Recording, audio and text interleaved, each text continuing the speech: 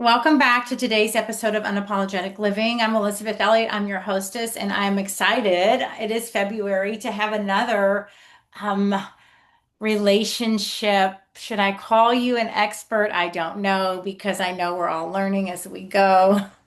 I'm an expert on my own relationship. Yes. Okay, good. But you've got lots of great ideas for others in helping them cultivate, right, deeper connection. Yes, it is my passion. Yes. Yeah. So welcome, Monica. I have Monica Tanner with me today, author of Bad Marriage Advice and the Date Night Journal. She is also visible, very visible on Instagram at Monty Talks Marriage. Thank Moni. you. Yeah, yeah, Yes. yeah. Thank Yes. you. Welcome. So one of the clips that I caught was about, I think it was a clip you were talking about your son getting married.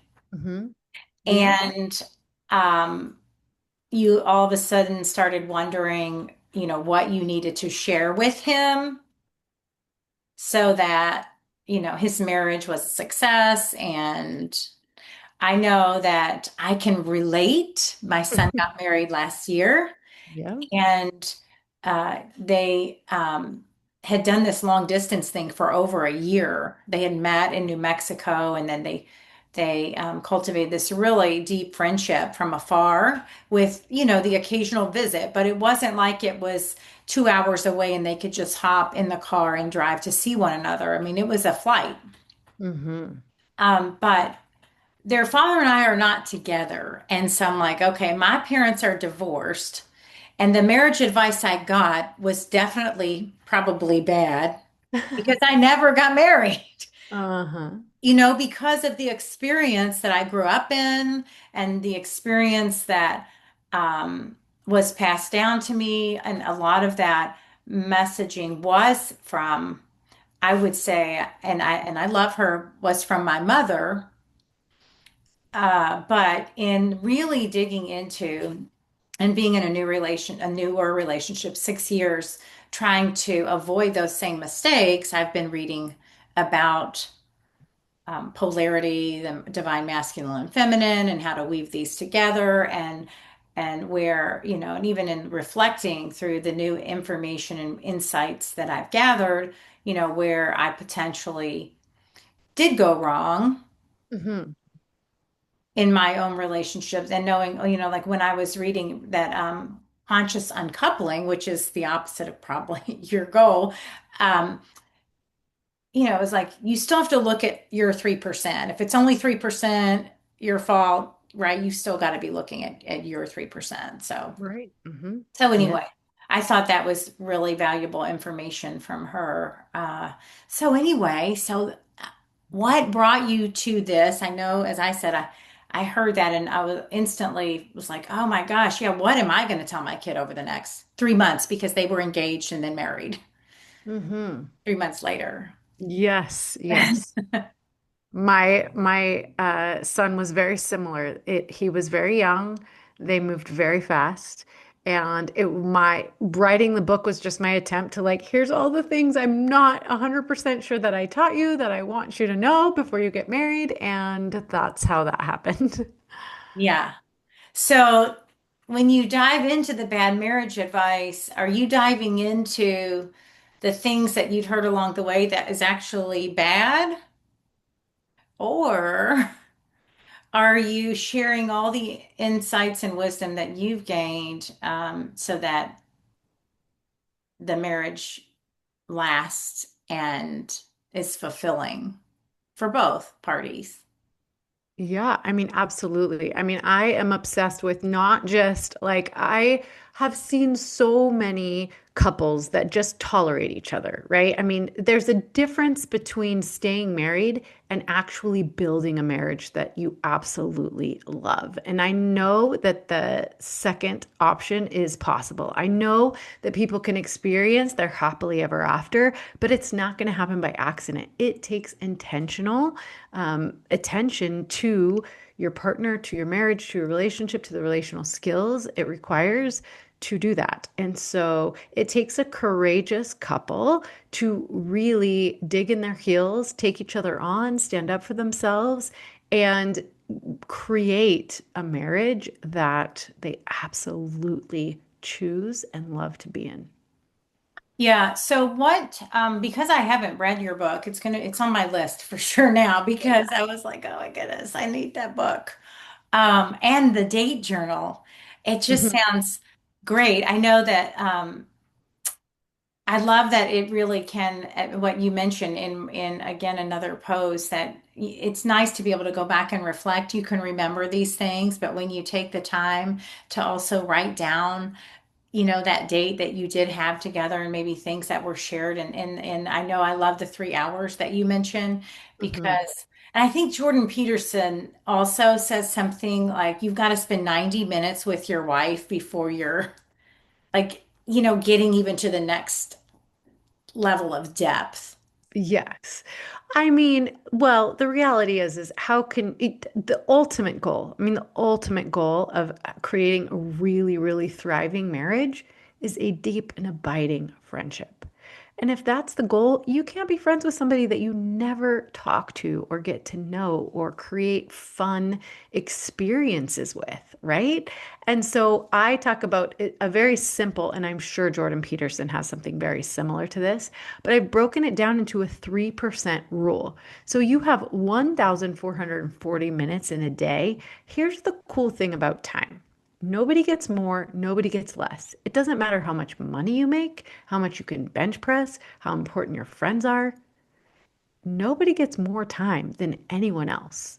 And so, if you consider that how you spend your time is more important than anything else, if you choose to spend 20 minutes of your 1,440 minutes every day just getting to know your partner, be curious about them, ask them what they learned today, what excited them today, what challenged them today. Like, learn about their experience during the day for 20 minutes. That's going to keep you connected. Then 3 hours of your 168 hours in a week. So if you spend 3 hours doing something fun with your partner, creating a memory, and here's the thing, date nights don't have to be expensive, extravagant, or far from home. One of my favorite date nights with my husband is to go get like a milkshake and take a walk. I love doing that. Even though we talk for 20 minutes a day, when you carve out at least 3 hours, you can go really deep and really get to know each other. And oftentimes when we do that, even though I've been married to the same man for 23 years, I learn something about him. Like I get like an insight into him that I didn't see before. And so that's the idea behind the date night journal. It's documenting your love story one date at a time. There's three simple questions about every date. What'd you do? What did you learn about each other? And what do you never want to forget? And if you take 5 minutes after you go out on a date and document those things, at the end of a year, you have 52 date nights. Not necessarily anything that like blew anything out of the water, but 52 small entries about what you learned about each other and what you never want to forget about that particular encounter with each other. How fun will that be for your kids, posterity to read and see their parents' love story, right? It wasn't anything amazing, but it was lots of little things that kept them connected over time. And then to round out that 3% rule, if you spend 1 week out of the 52 weeks of a year doing something sexy and fun and without any other responsibilities where you just enjoy giving each other your undivided attention, you can dream and plan and, you know, review the past year and plan and dream about years to come. That will protect your marriage against all else. And I just realize, like I always talk about this, but if you do that 3% rule, you're basically it's insurance or it's like oil changing in your vehicle. Like if you will spend 3% of your time intentionally connecting with your partner, you have created oil changes for your marriage. Your engine will never burn up, right? But if you don't do those things, you're going to be dealing with a blown engine, right? Like the oil runs out, all of a sudden, I don't know how engines work, but you've got friction and then all of a sudden your engine blows up. It is much harder to deal with a problem if you've never changed the oil in a car.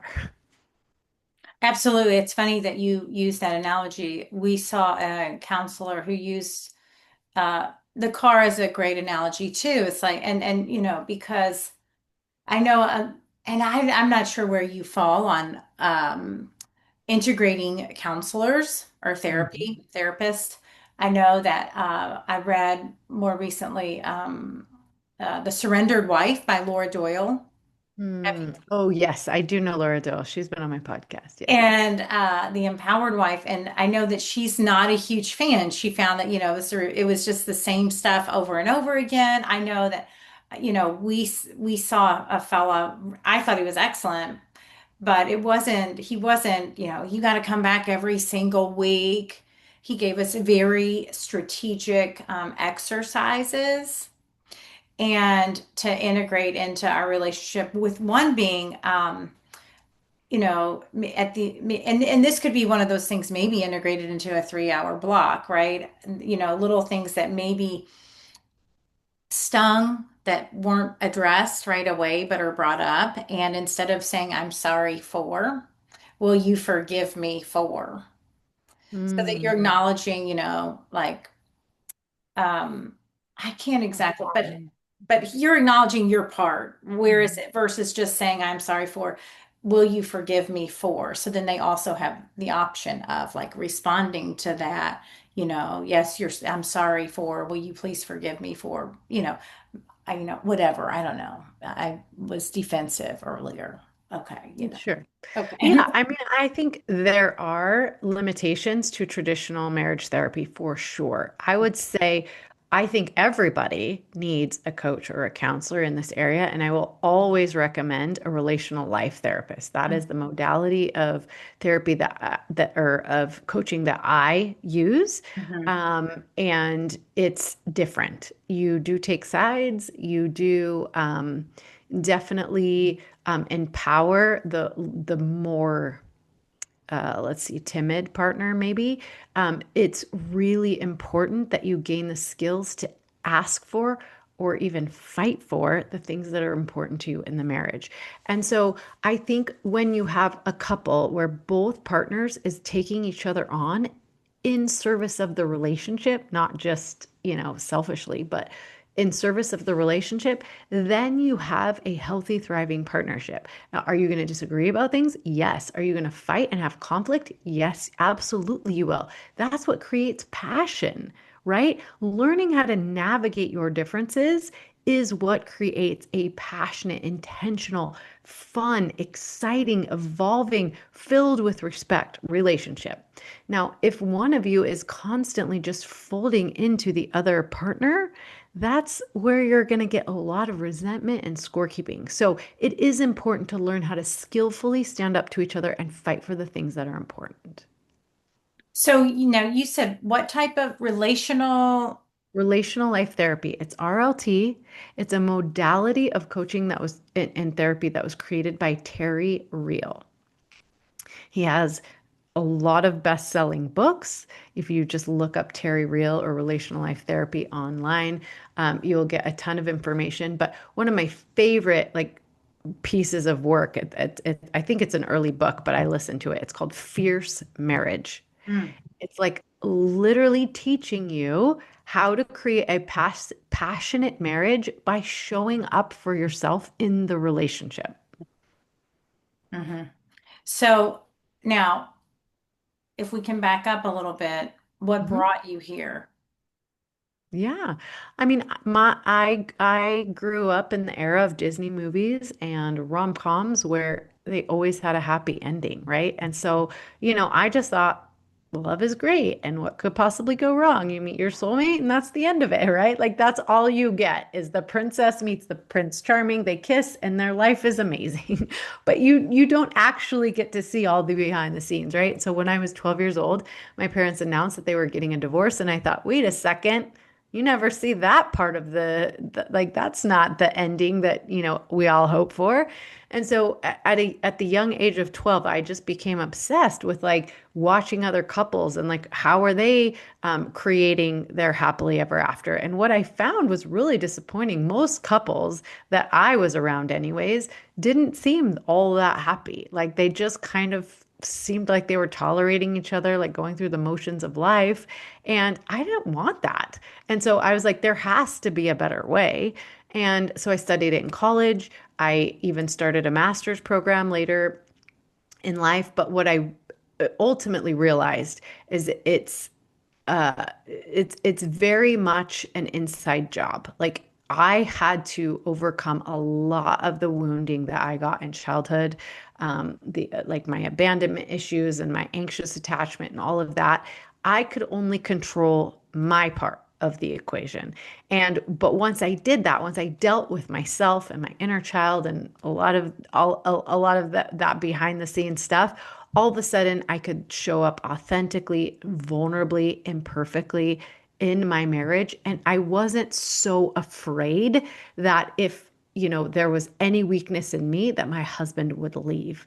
And that was my biggest fear. And I was creating that like because of all of that wounding and fear going on, right? So once I faced those fears and I just showed up as the best possible version of myself, which was completely imperfect, that's when our relationship got really, really rich. And so, yeah, I mean, I just studied and learned everything I possibly could about relationships, got certified in relational life therapy, and then that's what I help other people do, kind of face their inner children, reparent them, and really create that happily ever after love story that everybody wants. So you mentioned I too come from a divorced family and definitely also suffer with or have struggled with abandonment issues myself. So Yeah. my parents got divorced. They didn't divorce till I was 17, Mhm. but we knew that my father was having an affair. I was 11. I think I was Mhm. probably around 10 or 11 when I understood that.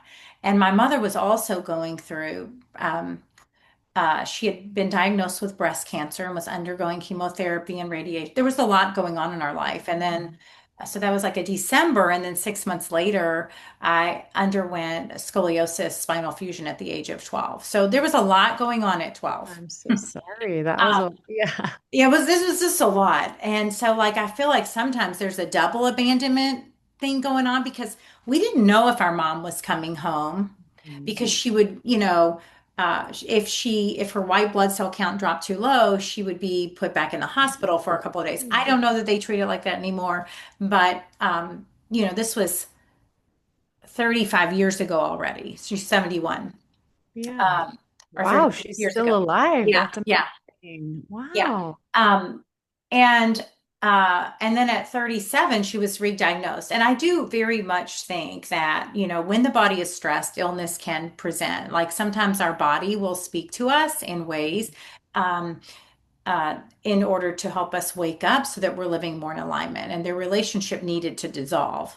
And I think she knew this. But it's still a very difficult thing to digest. And I don't know how old you are. I'm 48. At that time, I didn't know anybody. I'm not 48 yet, almost. I didn't know anybody's parents who had been divorced. But like you, I look around and then later know all kinds of these families that we were growing up with are divorced and we're pretty miserably. I Mm-hmm. don't want to, maybe miserable isn't the word. It's like you said, tolerating instead of Tolerating. celebrating. Mhm. And I do think it can be a celebration. Or more, Yes, we can celebrate one another versus just tolerate one another. absolutely. But I do think, as you said, you have to be courageous. You have to be able to speak up. You've got to, so I know I jumped around. Okay, so you went through the relational, but you're saying you take sides in this type of therapy. Yes, which is like absolutely. different than any therapist I've seen. Yes, we want the weak to stand up and the mighty to melt. And so there's a lot of power dynamics that are present in relationships. And so, yeah, like traditional marriage therapy just kind of validates everyone. Whereas in relational life therapy, we take sides. We help the weak to stand up and the mighty to melt. So so you use the words mighty Hmm. and then the weak. Yeah. Could you like maybe dig into what that might look like in a marriage duo? And I ask this because um, to me when I think of um, and I guess really, I also understand what you are saying, but when you say weak, maybe timid, I see maybe someone, whether it's masculine or feminine, male or female, who can't speak up, express their needs, and maybe the mighty shows up in a way that's domineering. I don't know. That's why I'm trying to just like understand when you use mighty and weak and you were to look at a couple, like what does that look like? How might one come in complaining? I don't even want to use the word complaining, but presenting their struggles. Yeah, I mean, I think exactly what you're saying. I mean, oftentimes it looks just like that. There's a kind of a dominant partner who relationally looks stronger, tends to get their way. They're just more dominant, and typically that person is happy in the relationship. Like they're like, "What are we doing here? Like I'm happy. I'm getting everything that I want." And then you have a partner that's just a little bit, we call them latent. They're um, they're not happy about how things are going. Their voice isn't being heard in the relationship. They're not getting what they want. They are uncomfortable and they want change. They just need somebody to be on their side or help them or give them permission or whatever it is. Mhm. Oftentimes, it takes a bit of standing up to the more dominant partner to get their voice heard. And a lot of times, I'll have like a latent or a weaker partner come to me and say, my partner won't come to therapy. They won't come to coaching.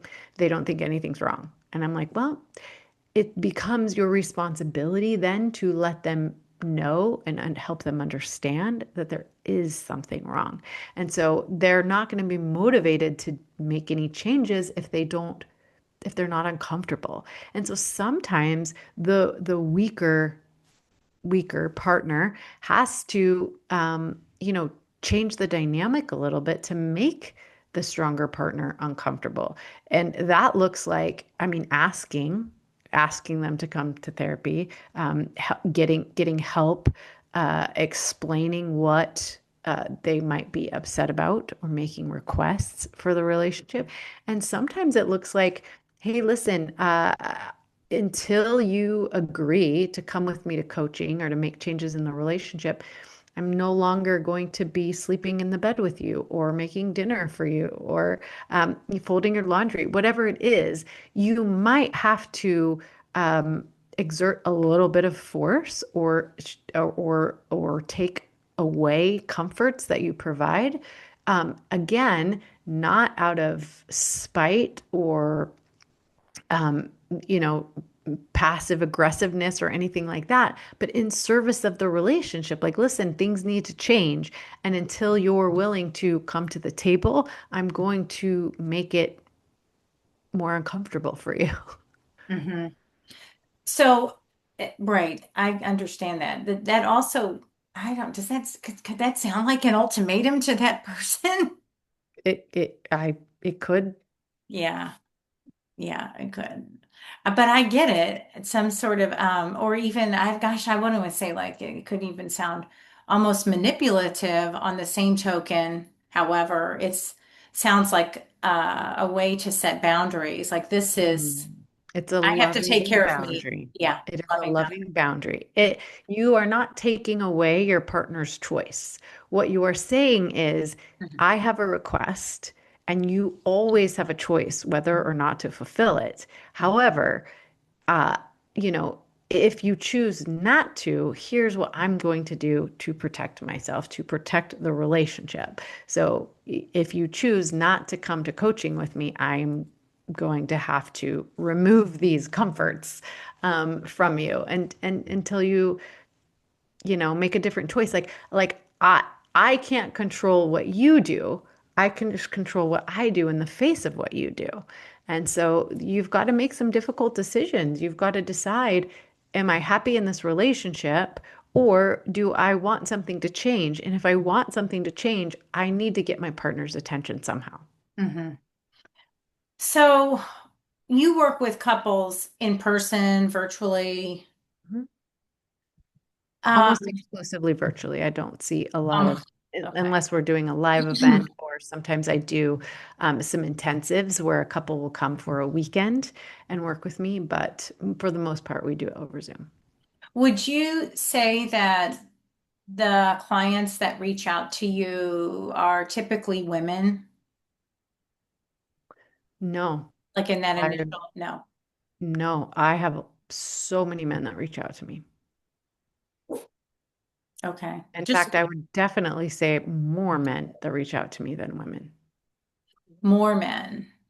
Okay. And is that because they are frustrated in their marriage oftentimes? And I mean, I hate to use that because they're not having sex.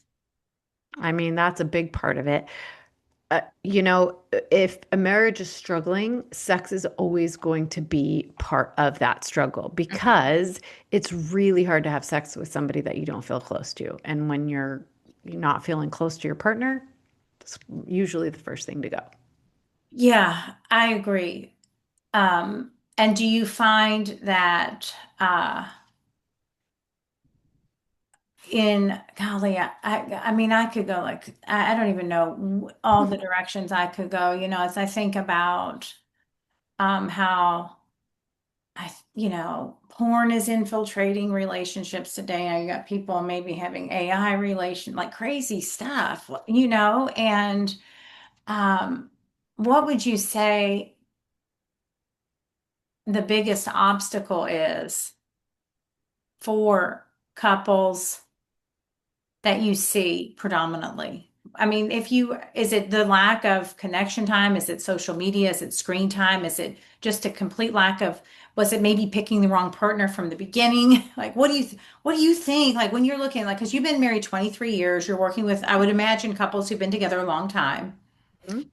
And then you've got, younger, couples who haven't spent as much time together, but as you said, there's still a way to cultivate. So when you work with a couple and you are trying to bring them, I'm going to say back together in this place of celebration versus tolerating, what are some steps that, aside from what we shared with the date night, to get them to even want to go back out on the date? Or want to sleep together again. Because I know people in sexless marriages, people who are completely in sexless marriages, and they are living in these marriages. And I'm telling you what, just as I said to Dan, I'm not doing it. Hmm. You're not If living I, in a sexless marriage, no, and or I'm you're not not having going sex. to. Yeah, yeah. Uh-huh. Okay, because if I wanted that, I'd get my girlfriend over here or, somebody else, and we would just be roommates. Right. Marriage is a sexual contract. Uh-huh. I think so. Yeah. So, it seems like for someone like who's been sexless 5 years and they're just kind of going through the motions and have become roommates, where do you start? Because it Mm-hmm. seems like there that resentment, as you said, and if you don't feel close to your partner, you're not going to want to do it. And so you've got to figure out a way to begin to like break down that barrier that's been maybe created. And I think Yeah. that can And be difficult sometimes. yeah, I look at it a little bit differently. It's a dynamic. Okay. Typically, you've got two partners that are locked into a dynamic that is somehow blocking their ability to connect and feel close to each other, right? And so the first thing you have to do is diagnose. I mean, that's not the best word for it, but you've got to figure out what that dynamic is, what moves each one of them makes that pulls each other into that old familiar dance that they can't seem to get out of. So that's the first step. So when a couple comes to me and they're like, oh, we just want to feel closer, we're not having any sex, we're really, really struggling to make decisions together, to parent our children, whatever it is. Mhm. We're not being a team. That's just a little sampling of what people typically say. We're not communicating well. The first thing I do is I do what's called circular questioning, and I get examples of how interactions between them generally go so that I can see the pattern. I can see what's happening. And that is the value of getting good coaching, right? Like if you're talking about coaching a sport, you've got a coach that has a different perspective. They're not on the field. They're standing, usually to the side or above her. They're seeing more than the players are seeing, right? And so, I always say you can't see the label from the inside of the bottle. So you've got two people that are locked in a dynamic and they can't see what their impact is on each other. So you pull in a third party who now can see what's going on from a different view and then show them what's happening. And once you are aware of what the pattern is, you can start to make different choices. You can start to manipulate the pattern from your side of it. So if you change your steps, your partner will have to adjust according to what you're doing, right? So, you can start change with just one partner because if one partner changes their steps, then the other person's going to have to adjust somehow. Now, this could be in a positive or negative way. Sometimes you get a little bit of both. However, you need both partners to rewrite the choreography. So that's how that works. But the first step is typically one partner changing the way they show up. Yeah, I remember, it makes me think about like, when you go dancing, right? If the lead is Yeah. changing the steps, then you have no choice but to Yeah, learn you're new gonna follow steps. their lead. Uh-huh. Yep. Um, and I know that it can be difficult to, I mean, yeah, as you said, sometimes those changes are not necessarily positive. Hmm. Right. Um, so going back to, you mentioned also anxious attachment. Mhm. Do you find that that is of value to understand your attachment style? Absolutely. I mean, if you're an anxious attachment style, there's a lot that you can do to cultivate a more secure attachment. But that anxious attachment, what you're doing is you're basically sabotaging the relationship because you don't trust it. Like you can't put your trust in it because of abandonment issues or whatever childhood wounding that you're operating from. And that's what I was doing. I was absolutely sabotaging my relationship with a very securely attached man. By the way, my husband didn't have it, like it was very hard for him to understand what was happening for me because it wasn't his experience. Like to him, there's just enough love in the world. And like it wasn't in his template to leave. Whereas I was putting that on him all the time. I just thought he was going to have an affair with the cute soccer mom or something. Like there just was so much that I was doing to kind of sabotage that relationship because that's what I was so afraid of. And so it wasn't until I faced that fear that I was able to talk to him and be very vulnerable about what was going on for me so that he could at least understand or see what was happening for me. And so we created kind of a catch phrase when he could see me kind of spiraling and into my fear. He would say, I'm not going anywhere. Like, I love you. I'm not going anywhere. And that was a way in which he could support my healing. Mhm. And so, bringing couples in who, especially when you have one or both partners who have it, typically the dynamic is anxious attachment and avoidant attachment. And so the more one partner acts out of anxious attachment, the other partner is going to withdraw, which just sends that anxious attachment deeper. It just like it's more deeply rooted now. You're basically feeding that anxious attachment. And so until you can change those steps, you've got a couple that's just really, really reinforcing that really negative dynamic. Well, and just from lived experience, I did the same thing. I very much participated in that Mhm. Yeah. dynamic with my kid's father, um, and um, he also, there was this, I can't do it anymore. So like we were just feeding off of one another. And that would be like every Sunday. It was every Sunday. It was such a pattern. It became, so, there was this. So it's interesting. So you just said whatever you said, anxious attachment and then anxious avoidant, right? Is that what you said?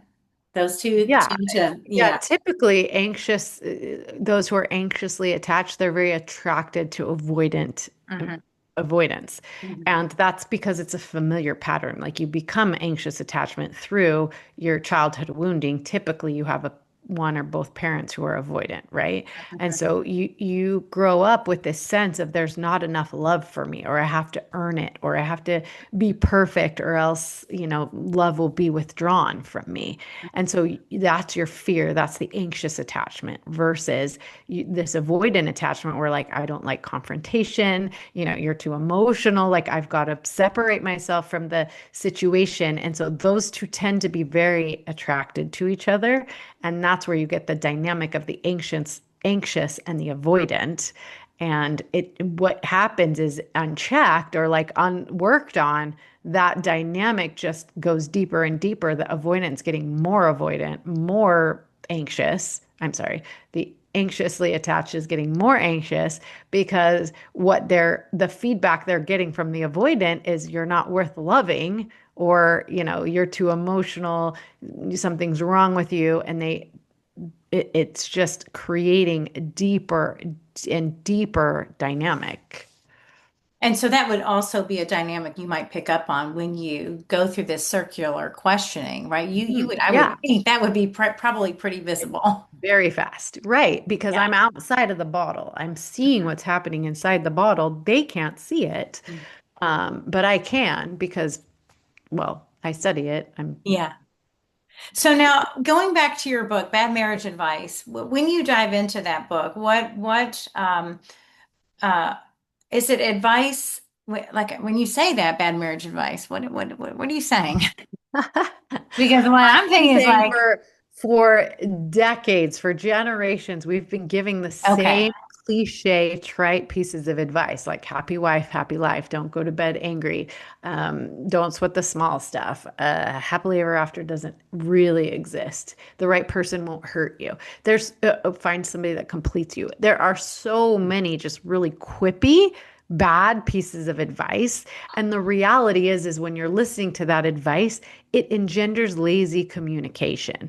And so basically, I just chose 15 of the most common when you go to a bridal shower or you're standing in the wedding receiving line and people walk through and they want to give you their best advice. It's typically really bad. And so it's either advice that my husband and I were given that we grappled with for a long time, or I have clients that come in, divorce is not an option. Ooh, that's a big one, right? And it's like, yeah, why do you have a couple locked in this relationship where they're merely tolerating each other and they're not creating anything better?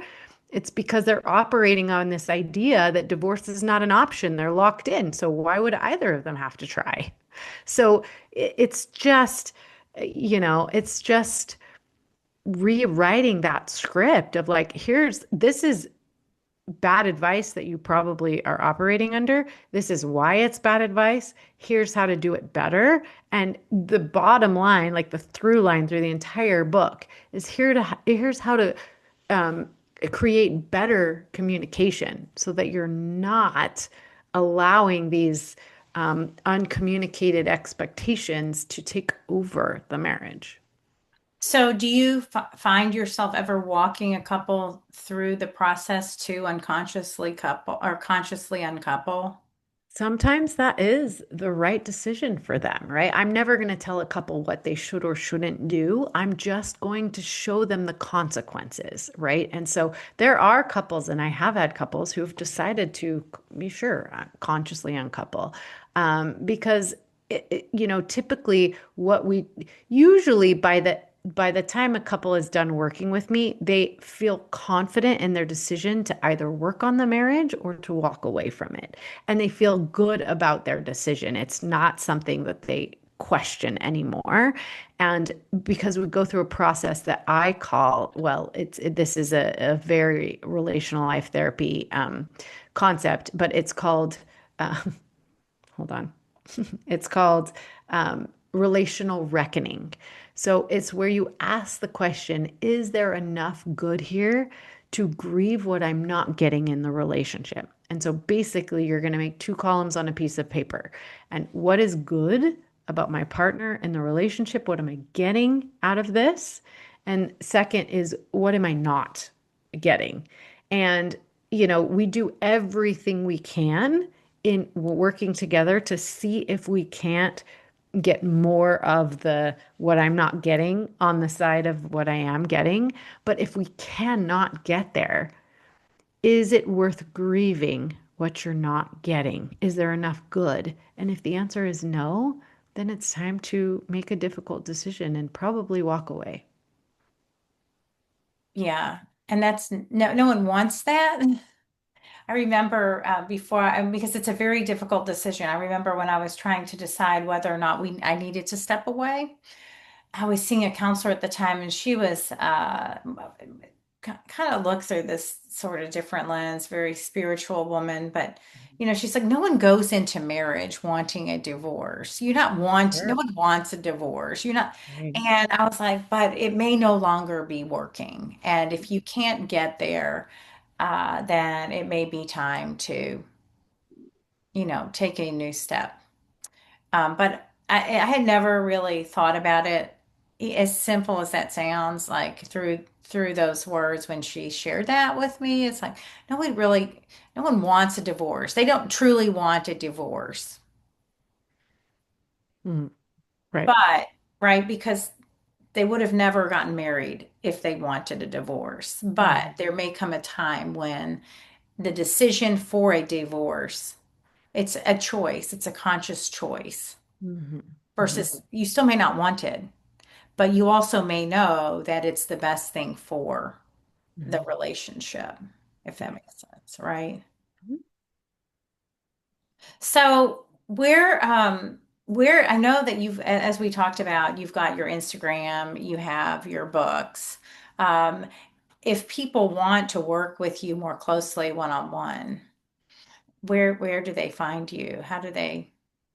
Yes. So you can learn how to work with me and all of my free resources that I offer, including my podcast, which is called Secrets of Happily Ever After, by going to my website, which is my name, monicatanner.com. MonicaTanner.com. And then your books, are they there? I know they're available on your website, but can you get them on Amazon, Barnes and Noble, or Yes, other spots? absolutely. The easiest way to get them is through Amazon. You just go to Amazon and look up Bad Marriage Advice or the Date Night Journal. So, and to conclude, what would I know, my podcast is called Unapologetic Living. Mhm. What insight, wisdom, nugget of information would you share with the audience about an unapologetic marriage, commitment, relationship? Yeah, like what would you share? I would say unapologetically fight for the relationship Mhm. and be yourself, right? Like learn how to skillfully ask for what you want. And this is not meaning like, so what typically when we were talking about earlier, we want the weak to stand up and the mighty to melt. We want the weak not to get so empowered that they're like, I was weak and now I'm strong, go screw yourself. What we want them to do is, I was weak and now I'm strong. And so I'm going to stand toe to toe with you and fight for what's important to me here so that we both benefit. Yeah, I like that. I do think it's really important to be able to speak that truth. I know that was something that I found. I don't know. I had found myself in a relationship between relationships where I realized like I was very good at speaking up and speaking my truth, maybe almost to a fault in one. Mhm. And then in the next one, where I was like, I'm not speaking because my nervous system is dysregulated. And I am actually very fearful. And I don't feel that now, but it took me like again I had to see clearly like I didn't really have trouble. But on the same token, when you talk about, I think this is one of the things that I was thinking about, like when you were talking about the mighty and the weak or the more timid, I also feel as though couples can flip during certain circumstances Mhm. where Right. one might feel very domineering in this space, but still very afraid to speak this one thing, Hmm. Yeah. right? Which takes a Yeah. lot of courage and vulnerability.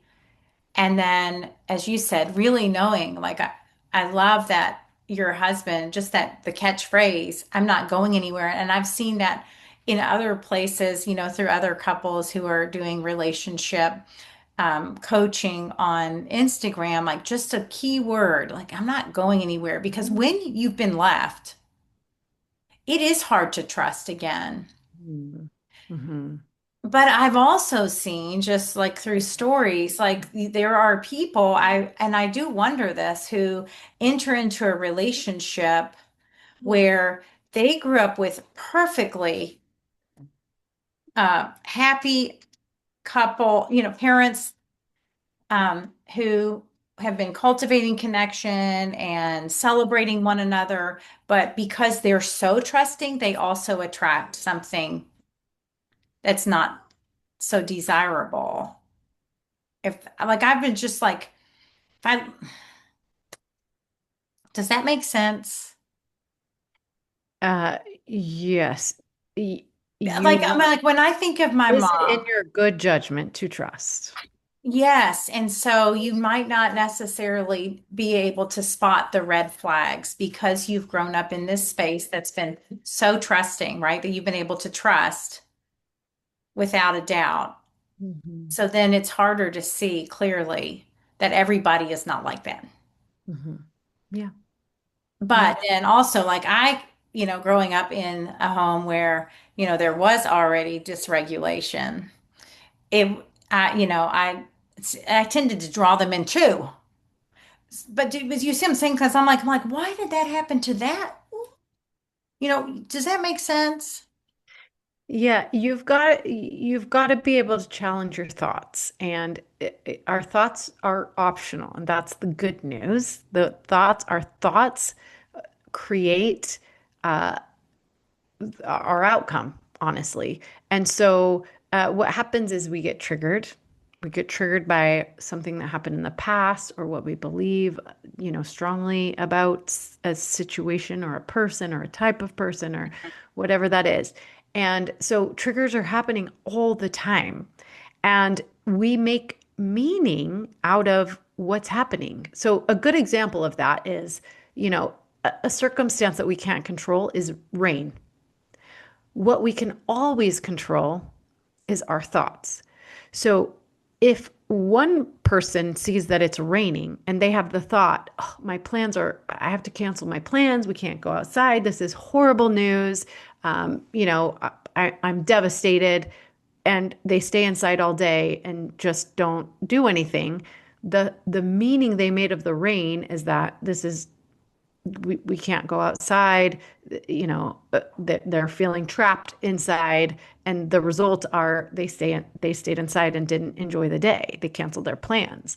Another person can see the rain and be like, oh my gosh, this is like a blessing from heaven. We needed the rain. It's going to, feed the garden and all the things. And we can still go out in the rain, and it's going to be just put our raincoats on and enjoy the day. They're going to get very different results But see, the difference, the trigger is the same. It's raining. The difference is the thought that they had about the rain. And so you've got to do intentional thought work. You've got to understand that your thoughts and the meaning you make creates the outcome you're going to get in your life. And you have to understand that we can always, this is Viktor Frankl and logotherapy and, man's search for meaning stuff. But you can always, always control your thoughts. You can't control the circumstances. You can't control what other people are going to do. Your partner, your children, government officials. We can't control what other people are doing or what's happening in the world around us, but we can control our thoughts. And when we feel out of control, like so much bad is happening around us, it's you got to zoom in and control your thoughts. And that's how you create the life that you want. It takes intentional effort and it's work. You got to learn how to do it. You got to be willing to try on different thoughts until you get to where you want to be, until you find the empowered thought that gives you the results you want in your life. So, yes, I see what you're saying, and you've got to understand that you can control your thoughts, and in most cases, that's the only thing you can control. But that's how you create the life that you want. Yeah, I love Viktor Frankl's book. I've been wanting to reread that one. And Think and Grow Rich. I mean, he talks about that too in Napoleon Hill. Yeah, I mean, Uh, tons of books. The Big Leap. There's tons yeah. and tons of books Mhm. that talk about how you create the life you want by managing your own thoughts. Mhm. Well, thank you so much, Monica, for joining me today. Yeah, it was really fun. Yeah, and be sure to check out Monica's work. I know I'm going to be getting a copy of Bad Marriage. Well, I think it's great because I didn't really know, what exactly to share with my son. And he's like, I'm not taking advice from you. And, I've been reading. I'm like, Yeah, okay, well, refer him to me. It's I fine. have learned some things along the Yeah. way. Mm. And I want to see that, you and Jessica are super successful and with information I didn't have. And so, I think over time he's starting to, I don't know how old your son is. Mine's almost 24. So, Mine's 22. They is he 23 yet? He's 22. yeah. And so I don't know, I think he's starting to, oh, mom does know some things. Right? Yeah. It's a cool stage when they're like, "Oh yeah, maybe my parents did know a few things." Yeah, it is. It is. Now, do you think your kiddos want kiddos? Oh, absolutely. My son and his wife have been trying, and that's a huge challenge that they are facing right now. So we are praying very hard, Yeah. and it is one of those really difficult challenges where you can't control those circumstances, but you can control your thoughts about it. And so, Yeah. they are in a period of learning right now. So Yeah. Yeah, well, I know mine aren't quite there yet, but I know they want them. So I can't wait for those little heck grand. yeah, dude. That's the reward for raising your children, right? Is the Yeah, grandkids. that's what they say. So I'm excited. Yeah. All right. Well, thanks again. Have a You great bet. afternoon. Yes, thanks, Elizabeth.